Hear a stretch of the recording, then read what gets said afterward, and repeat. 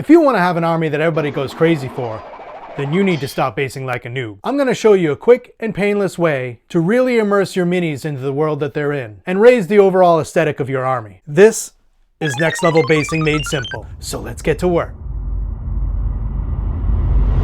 When planning a basing scheme for your army, the best way to achieve presence is through elevation. Get those heroes elevated. We're not playing Warhammer in the 90s anymore, so let's get rid of those flat bases. And I'm not just talking about on that tactical rock either. There's a bunch of different materials that you can use to achieve elevation. There's milliput, green stuff, bark chips, and even air dry clay. But the easiest and quickest solution that I've found for beginners is cork tile. So that's what I'll be using here today. Step one is always planning. The objective, at least with large minis with room on the base, should be to tell a story. Have a general idea based on the mini, the size of the base, and its environment of what you'd like to accomplish. If you have a 3D printer, then your basing possibilities are endless. There are Kickstarter campaigns out all the time focusing on printing basing elements. I think having a printer is worth it for anyone into Warhammer just for basing elements alone. When I'm starting a new army, I'll go through the collection and decide which bits work well for the environment I'm creating. Then I'll print out ahead of time a bunch of these bits to use for across the entire army, so I have everything I need when I need it. When finished, this will create a nice cohesive look, which is an important part in building a beautiful army. Once I have a plan and all the materials I'll need at the ready, it's time to start cutting out pieces of cork and play around with the design to see what works and what doesn't. My plan was to create a wasteland-like environment for the whole army. This base would have 2 elevated mounds that the Cygor would be able to stand on, with a dried up riverbed running through the middle. In the new battle tome,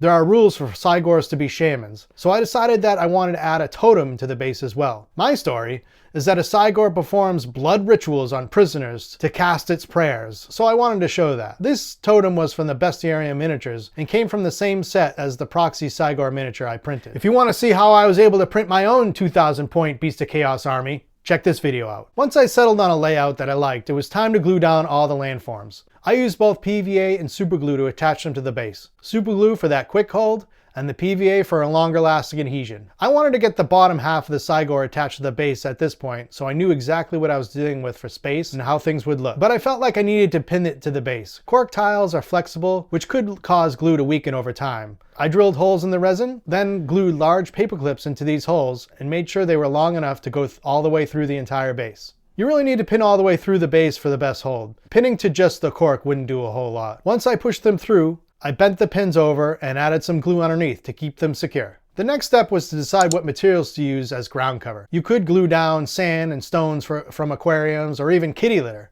but I decided to go with a simple route. So texture paste it is. Yep, texture paste is tried and true, quick and easy. There's a bunch of companies that make it, but I prefer Vallejo.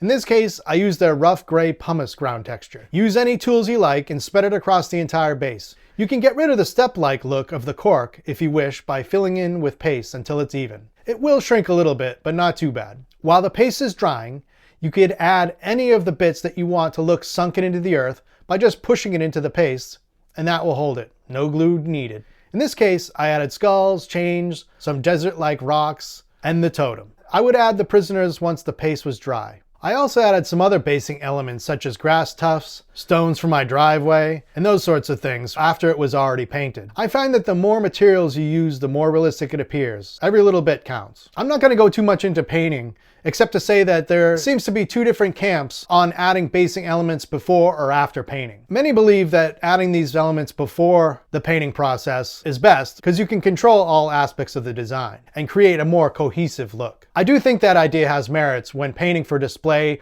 or competition painting. But when painting for speed and doing a batch of models for an army, I find it's much faster to add these elements after the paint job. Again, it's just about planning ahead and deciding which elements will look good without being painted. I honestly don't spend all that much time painting the base. The base shouldn't be flashy and distract from the model. It should only be adding to the story that you're telling. And that's pretty much it. I quite enjoy creating scenic bases.